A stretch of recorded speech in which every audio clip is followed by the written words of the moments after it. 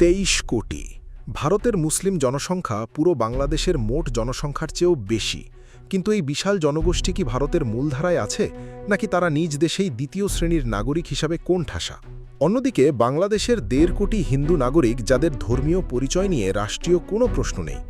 আজ তথ্য আর যুক্তির নিক্তিতে মেপে দেখব কে আসলে বেশি নিরাপদ আর কার কপালে জুটছে পরিকল্পিত বঞ্চনা। পরিসংখ্যানের দিকে তাকান। বাংলাদেশে হিন্দুরা জনসংখ্যায় মাত্র 8% হলেও প্রশাসন, পুলিশ আর বিচার বিভাগে তাদের দাপট 15% পর্যন্ত। যোগ্যতায় তারা জনসংখ্যার প্রায় দ্বিগুণ প্রতিনিধিত্ব করছে। কিন্তু ভারতের চিত্রটা পিলে চমকানো। 15% মুসলিম জনসংখ্যার এই দেশে আইএএস বা আইপিএসের মতো উচ্চ পদে তাদের হার মাত্র 3 থেকে 5%। অর্থাৎ ভারতের 23 কোটি মানুষ রাষ্ট্রের নীতি নির্ধারণী টেবিল থেকে প্রায় মুছে ফেলা হয়েছে। একে গণতন্ত্র বলবেন, নাকি পরিকল্পিত রাষ্ট্রীয় বঞ্চনা?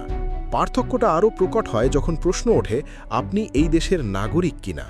ভারতে সিএএ আর এনআরসির নামে মুসলিমদের মাথার ওপর ঝোলানো হয়েছে নাগরিকত্ব হারানোর খড়গ। শাহিনবাগ থেকে রাজপথ কাঁপানো প্রতিবাদ আমাদের চোখ আঙুল দিয়ে দেখিয়ে দেয় ভারতে মুসলিমরা আজ অস্তিত্বের সংকটে। অথচ বাংলাদেশে হিন্দুরা রাষ্ট্র থেকে বাঙালি হিসাবে যতটা স্বীকৃত, ঠিক ততটাই বাংলাদেশি হিসাবে গর্বিত। তাদের নাগরিকত্ব নিয়ে ভারতের মতো কোনো নোংরা রাজনীতি এখানে চলে না। ধর্মীয় স্বাধীনতার প্রশ্নে বাংলাদেশে হিন্দুরা রাষ্ট্রীয় নিরাপত্তায় ঘটা করে দুর্গাপুজো পালন করে, কিন্তু ভারতে মুসলমানদের নামাজ পড়তেও বাধা দেওয়া হয়।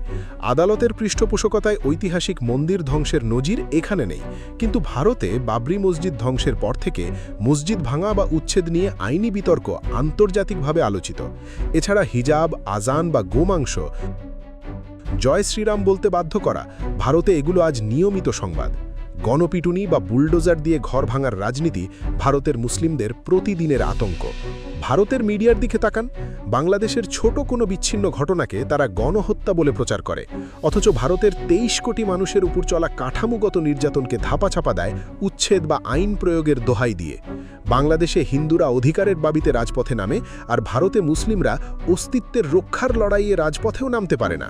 এই পার্থক্যটাই ভারতের তথাকথিত ধর্মনিরপেক্ষতার নগ্ন রূপ উন্মোচন করে দেয়।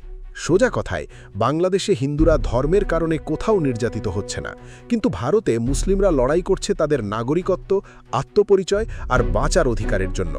বাংলাদেশে হিন্দুরা ভারতে মুসলমানদের তুলনায় অনেক বেশি প্রতিনিধিত্বশীল এবং রাষ্ট্রীয়ভাবে স্বীকৃত। যারা বলেন বাংলাদেশে হিন্দুরা নির্যাতিত, তারা আগে ভারতের আয়নায় 23 কোটি মুসলিমের কান্নার দাগগুলো দেখে নিন।